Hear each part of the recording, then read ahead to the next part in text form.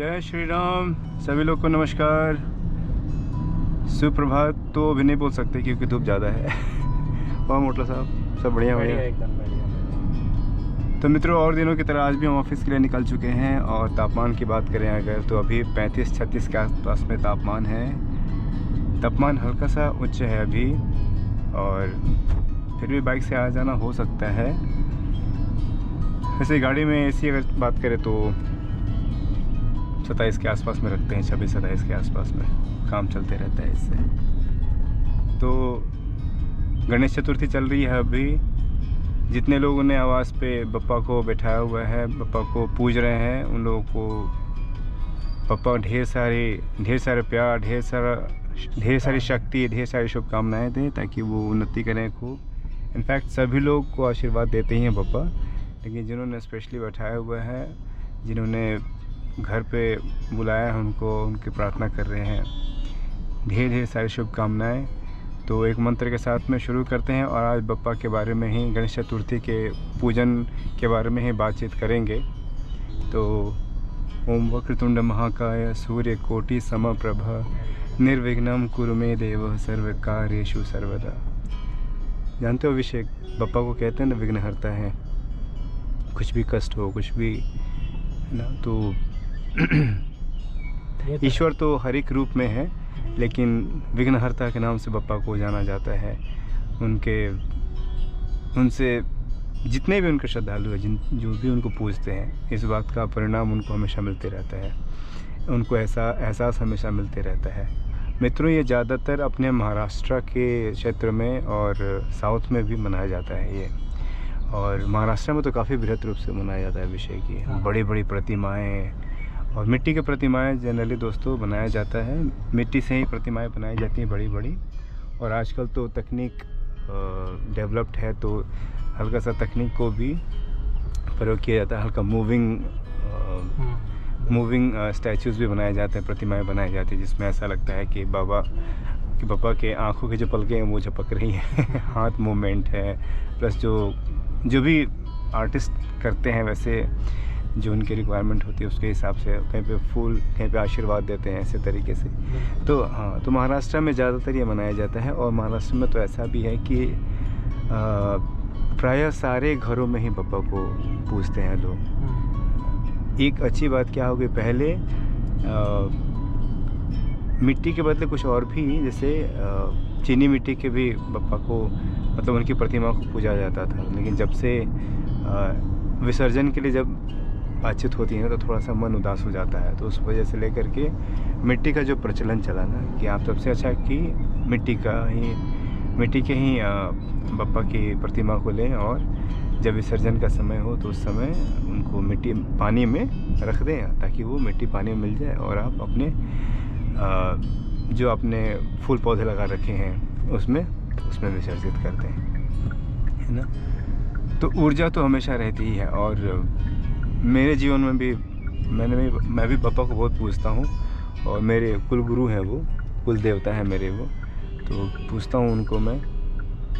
और भगवान से क्या है ना दोस्तों, जैसे कि आस्था की बात है तो बातचीत करें उनसे, उनको एक परिवार का अंग ही माने।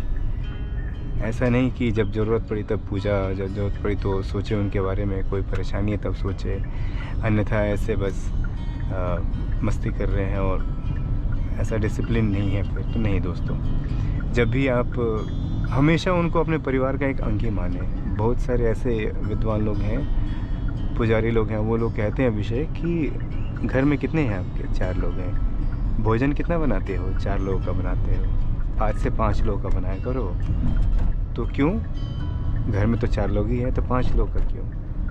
5वां जिनको आप मानते हो उनके लिए, है ना। सही बात। और जो भी आपका बन पड़े वो उनको पवाइए भोजन। ऐसे में बप्पा आज गरम गरम रोटी कुछ बनाइए, एक चलेगा प्लीज़, एक चलेगा। तो आप जब तक वो, ऐसे आप ये भी सुने होंगे कि अट्रैक्शन ऑफ लॉ आपने सुना होगा, सुना है? अट्रैक्शन ऑफ लॉ क्या है कि वो आप जो बनना चाहते हैं ना, वो आप वैसे ही अपने आप को प्रस्तुत करिए कि आप वो हैं ही।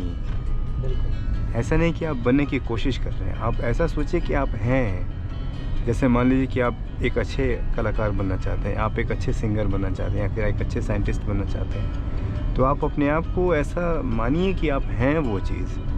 देखिए परिस्थितियाँ वैसे ही बनते जाएंगी, और जब आप सोचेंगे कि आप हैं तो उससे रिलेटेड चीज़ों को पढ़ेंगे, उससे रिलेटेड चीज़ों को जानेंगे कि कैसे वास्तविक जो साइंटिस्ट है वो करते क्या हैं, तो आप करना शुरू करेंगे। जो भी आपका मन है वो करने का, वो आप उससे संबंधित चीज़ों को पढ़ाई करना शुरू करेंगे तो होना शुरू हो जाएगा। तो इसीलिए घर में जितने भी हो तो पप्पा के लिए भी, या फिर जो भी जिनको भी आप अपने आराध्य मानते हैं उनके लिए भी भोजन ज़रूर पकाइए, है ना। तो मित्रों, गणपति बप्पा के बारे में हम बोल रहे थे।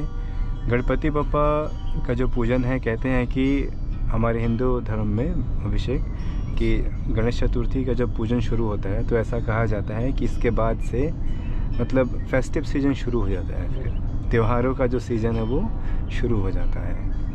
ठीक है, तो अभी जैसे गणेश चतुर्थी है, उसके बाद से फिर दशहरा है, अक्टूबर में दशहरा आने वाला है, इसके बाद नवरात्र आएंगे।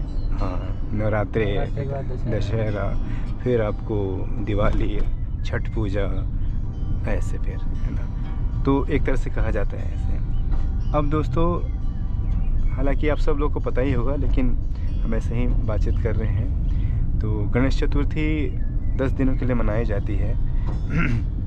बहुत लोग 3 दिन तक के लिए रखते हैं बप्पा को अपने घर पे, है ना। ऐसा नहीं कि यहीं पे, महाराष्ट्र में भी, तब जहाँ पे जिनसे जितना बन पड़े करते हैं वैसे। और बहुत लोग जो हैं वो 10 दिन तक के लिए भी बप्पा को अपने घर प्रांगण में रखते हैं और पूजते हैं। हमारे एक मित्र भी रखे हुए बप्पा को बुलाए हैं घर पे। बड़ी ही सुंदर छवि है वो, मन देख करके मनमोहक, बहुत मनमोहक है छवि है उनकी, देखी मैंने। और मैं उनको धन्यवाद कहूँगा कि मैंने उनसे थोड़ी सी आग्रह करी थी, आप एक बप्पा की तस्वीर भेजें, एक छवि भेजें, देखना चाहते हैं हम। तो उन्होंने एक भजन हम बना रहे हैं, तो उस भजन में ही सोचा कि जितने भी हमारे चाहने वाले लोग हैं, इनफैक्ट हम अपने सोसाइटी में भी लोगों को मैसेज कर दी ये चीज़ कि जो लोग बप्पा को बुलाए हुए हैं घर पे, उनकी अगर हो बन पड़े तो एक छवि आप हमें ज़रूर भेजें, ताकि जो गणपति बप्पा के जो मैं भजन बना रहा हूँ उसमें उन सभी फ़ोटोज़ को उसमें डाल करके फिर मैं एक मूविंग क्लिप बना दूँगा। और वो क्या रहेगा कि हमेशा एक यादगार रहेगा कि इस समय में बप्पा जब हमने घर में पूजन किया था तो ये छवि थी उनकी, तो एक तरह से उनके लिए रिकॉर्डेड हो जाएगा। तो लोगों ने प्रोत्साहित किया और लोग भेज रहे हैं उस चीज़ को। खैर, तो दोस्तों, तो ये 10 दिनों तक के लिए पूजा की जाती है, और थोड़े कम दिनों के लिए भी होता है, तो जैसा जिनसे बन पड़े करते हैं। ऐसा कहा जाता है कि गणेश चतुर्थी में गणपति बप्पा के बर्थ के बारे में, उनके जन्म के शुभ अवसर पे ऐसा ये त्यौहार मनाया जाता है।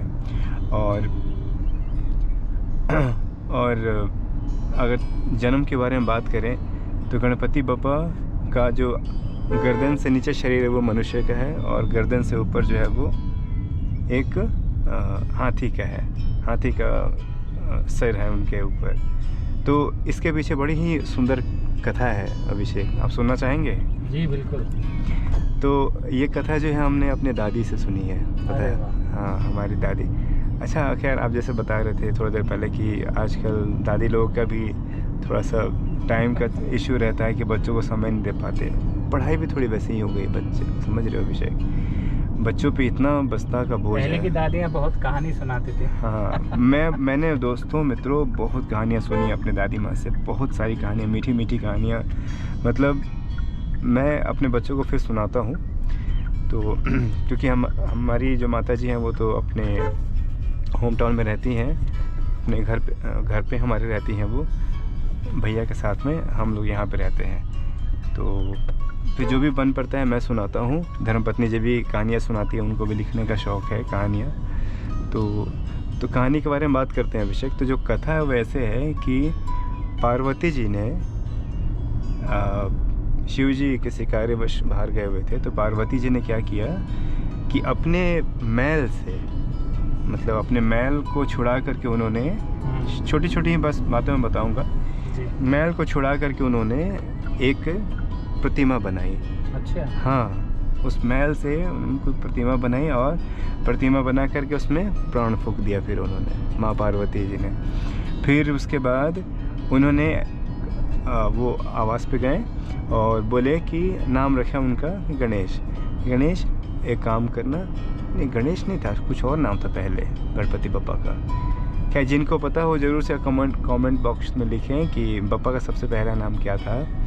तो उन्होंने बोला माँ पार्वती ने कि गणेश एक काम करिए, आप दरवाजे पे रहिए, हम जाते हैं स्नान करने के लिए।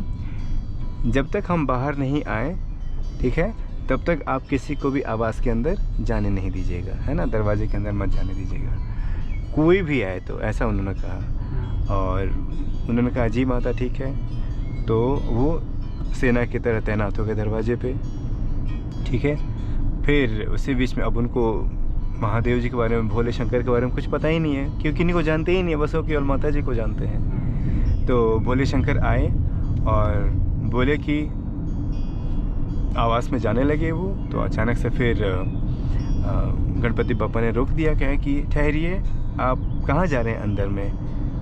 तो कह रहे हैं हम अपने आवास में जा रहे हैं। कह रहे हैं कि ऐसा कैसे हो सकता है, हमने तो आपको देखा ही नहीं है, आप कैसे आवास में जा रहे हैं? कह रहे अरे आप कौन है बालक?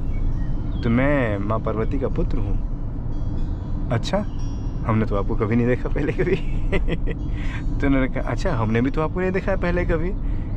फिर थोड़ी थोड़ी बात गर्म होने लगी, थोड़े भोले शंकर धीरे धीरे मतलब काफ़ी बातचीत चली। फिर वो नहीं मान रहे थे, तो भोले शंकर को हल्का हल्का गुस्सा आना शुरू हो गया कि बालक देखो, हट नहीं करो, हमें अंदर जाने दो, हम माँ पार्वती के पति हैं, पति परमेश्वर। कह रहे हैं हम नहीं जानते आपको, क्योंकि हमारी माता जी ने ये कहा है कि कोई भी पुरुष या स्त्री, कोई भी नर किन्नर कोई भी आए, आपको अंदर नहीं आने दे रहा है, क्योंकि हम स्नान कर रहे हैं, जब हम बाहर आएंगे तभी आपको अनुमति है किसी को भेजने की। तो उन्होंने कहा कि नहीं जाने दो। तो काफ़ी बातचीत होते होते फिर अस्त्र शस्त्र तक बात आ गई।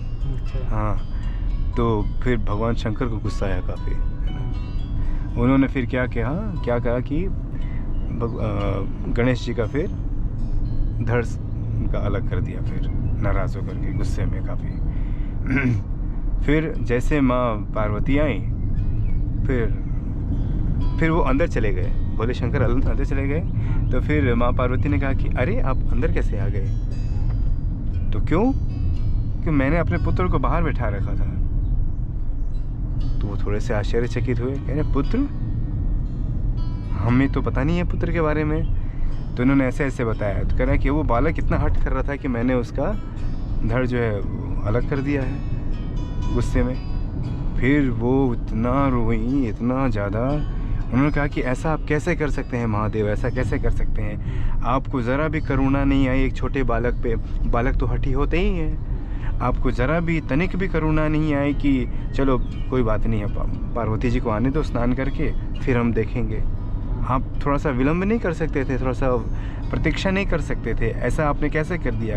ऐसा कैसे कर सकते हैं महादेव, ऐसा कैसे कर सकते हैं? वो काफ़ी व्याकुल होकर के रोने लगी, काफ़ी रोने लगी। कहीं कि अभी के अभी आप जीवित करिए इनको, अभी के अभी आप जीवित करिए। तो उन्होंने कहा कि अब ये कैसे हो सकता है? फिर उन्होंने काफ़ी बातचीत हुई। फिर उन्होंने कहा ठीक है, इसके लिए हम कुछ व्यवस्था करते हैं। तो बुलाया गया, भगवान शंकर ने अपने भक्तों को बुलाया, नंदी को और लोगों को बुलाया, और बोले कि देखिए ऐसे ऐसी समस्या हो गई है कि इसको कैसे किया जाए। तो उन्होंने कहा कि जा कर के देखो, जिस माँ का, सुनना गौर से विषय, जो माँ अपने बच्चे के तरफ मुंह ना करके सोई हो, पीठ फेर के सोई, हाँ पीठ फेर के सोई हो, इसीलिए वो भी बोलते हैं छोटे शिशु को हमेशा माँ को अपने चेहरे की तरफ रखना चाहिए। मित्रों, ये ज़रूर इस बात को सुनिएगा। बहुत लोग इस बात को मिथ मानते हैं, नहीं मानते हैं, लेकिन ये फैक्ट बात है। बच्चों को हमेशा, माताओं को, जो भी माताएं हैं जो बच्चों को भोजन कराती हैं, जो नवजात शिशु हैं या फिर जो चल फिर नहीं सकते, उनको अपने हमेशा चेहरे की तरफ में सुलाएं उनको, है ना, पीठ की तरफ से ना सुलाएं, पीठ की तरफ ना सुलाएं उनको, यानी पीछे की तरफ ना सुलाएं। ये देखिए कैसे विद्यार्थी हैं ये लोग, सब गाड़ी चलाने वाले उद्यम विद्यार्थी हैं लोग। तो फिर लेकिन ऐसा हुआ अभिषेक, दुर्भाग्यवश, कि एक भी माता ऐसी नहीं मिली, एक भी ऐसा घर नहीं मिला जहाँ पे ऐसी अवस्था में कोई बालक सोया हुआ हो। फिर जब वो पहुँचे वहाँ पे, फिर पहुँचे नहीं, तो उसके बाद से फिर जंगल में गए वो। जंगल में देख, उन्होंने तो कहा कि कोई भी ऐसी माता, उन्होंने ऐसा नहीं कहा कि कोई इंसान की माता। देखो कैसे ईश्वर की लीला है। तो वही ना, जहाँ तक हमारी सोच ख़त्म होती है ना, वहाँ से उनकी शुरुआत होती है। इसीलिए कहते हैं दोस्तों कि कोई भी काम ऐसा नहीं कहिए कि ये मैंने किया है और ये मैं कर रहा हूँ। वास्तविकता ये नहीं है मित्रों, वास्तविकता ये है कि कोई करवा रहा है ना। आप कोई अच्छे कर्म कर रहे हैं तो आप ये ना कहिए कि ये मैं कर रहा हूँ। मैं जो है ना, ये हटा दीजिए अपने अंदर से। हम अहम के ऊपर जो है ना, मैं का जो शब्द है उसके ऊपर कभी चर्चा करेंगे। फिलहाल कहानी पे, कथा पे फोकस करते हैं अभी। तो फिर उन्होंने देखा कि हाथी जो है, एक हाथीनी जो है, वो अपने शिशु को ऐसी इसी उल्टी दिशा में, मतलब वो पीठ की तरफ में सुला रखी थी।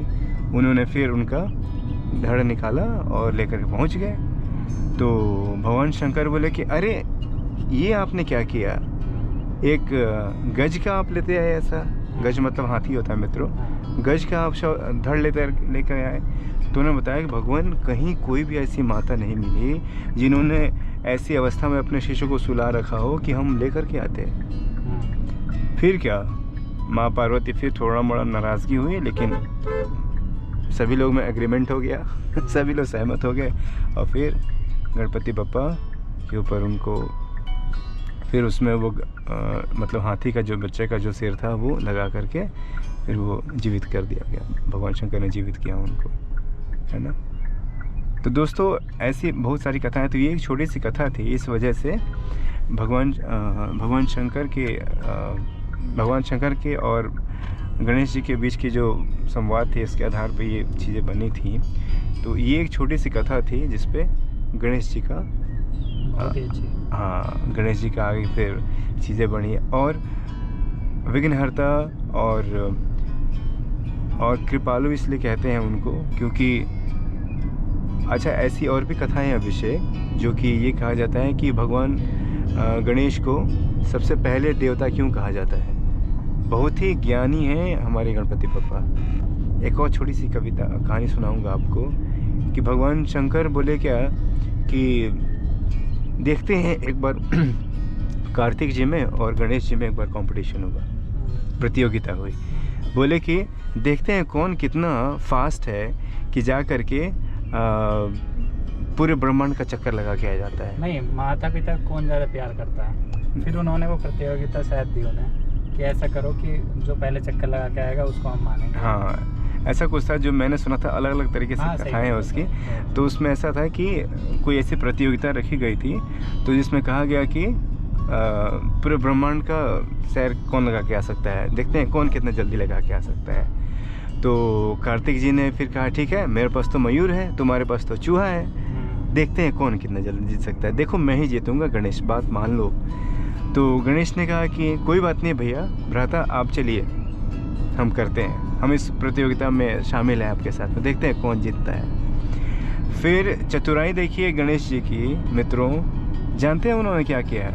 इन्होंने तो अपने कार्तिक जी महाराज ने तो अपने मयूर को लेकर के, यानी मोर को लेकर के वो चल दिए भ्रमण का, मतलब वो चक्र परिक्रमा के लगाने के लिए। और गणेश जी ने बस बोला कि अब माता जी और पिताजी को, यानी माँ पार्वती को और शंकर को बोला कि आप एक जगह विराजमान हो जाइए। उन्होंने एक चक्कर उनका बस लगा दिया, कहा कि मैंने पूरे ब्रह्मांड की परिक्रमा तो लगा ली, अभी के अभी। फिर इस चतुराई को देख करके भगवान शंकर और माँ पार्वती इतने खुश हुए कि तभी से उनको बोला जाता है कि काफ़ी ज्ञानी है वो और बल बुद्धि के भंडार हैं वो, है ना। मोदकम हमारे बप्पा को बहुत पसंद है ना। कहीं भी जाते थे वो तो, जहाँ भी मोदकम की, जहाँ पे जहाँ भी बारात होती थी, सभाएं होती थी, अब सारे मोदकम पप्पा के लिए बनता था। अच्छा, एक और बड़ी सुंदर कथा है जो कभी सुनाएंगे आपको, कि किसी ने पप्पा को बुलाया था अपने घर पे, और फिर पप्पा गए थे और उनके यहाँ मिठाई ख़त्म हो गई। फिर पापा ने कह दिया कि तुमने हमारा तिरस्कार कर दिया हमें बुला करके, जब तुम्हारा सामर्थ्य नहीं था तो हमें क्यों बुलाए थे। ऐसी एक बड़ी सुंदर रोमांचक कथा है जो आपको कभी और सुनाएंगे मित्रों। तो ये थी अपने भगवान गणेश की जन्म की कथा जो हम अपने दादी से सुने हुए थे। हम आशा करते हैं कि आपको जो भी टूटी फूटी भाषा में मैंने सुनाया है आपको पसंद आया होगा, समझ आया होगा। आपके पास में भी ऐसी कोई कथा हो जो आपने अपने दादी माँ से या फिर अपने दादा परदादा लोगों से सुनी होगी तो ज़रूर से शेयर करिए, क्योंकि ये सब चीज़ें जो है ना विलुप्त होते जा रही है मित्रों। इन सब चीज़ों को ना हमारे बच्चों को भी अधिकार होना चाहिए इन सब चीज़ों पे। तो ज़रूर से आप लोग इस पे अपने बच्चों को सुनाएं कविताएं। अंग्रेजी हिंदी को थोड़ा सा प्राथमिकता दें दोस्तों, हिंदी को ज़रूर से प्राथमिकता दें, क्योंकि उसमें जो प्रेम आएगा ना वो आप दूसरी भाषा में नहीं ला सकते। समझने की कोशिश करें। ओम नमः शिवाय। तो ये थी कथा। तो गणपति बप्पा सब पे सदा आशीर्वाद बरसाते रहें, सभी लोग को कोई भी कष्ट ना हो, सभी लोग को सुबुद्धि विद्या दें, सभी लोग आजीवन सत्कर्म करें, मेहनत करें, है ना, और जीवन में खूब आगे बढ़ें, खूब स्वस्थ रहें। बस इसी छोटी सी कथा के साथ में और गणेश चतुर्थी के पूजन के बारे में बातचीत को हम यहीं विराम देते हैं मित्रों।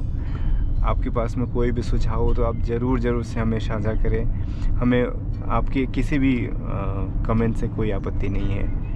हम अब जो भी वीडियोस बनाते हैं हम बस उसका एक ही ध्येय रहता है कि इस जो घर से कार्यालय तक का जो सफ़र है अभिषेक वो एक बड़ा ही सुंदर हो और ज्ञानमयी हो।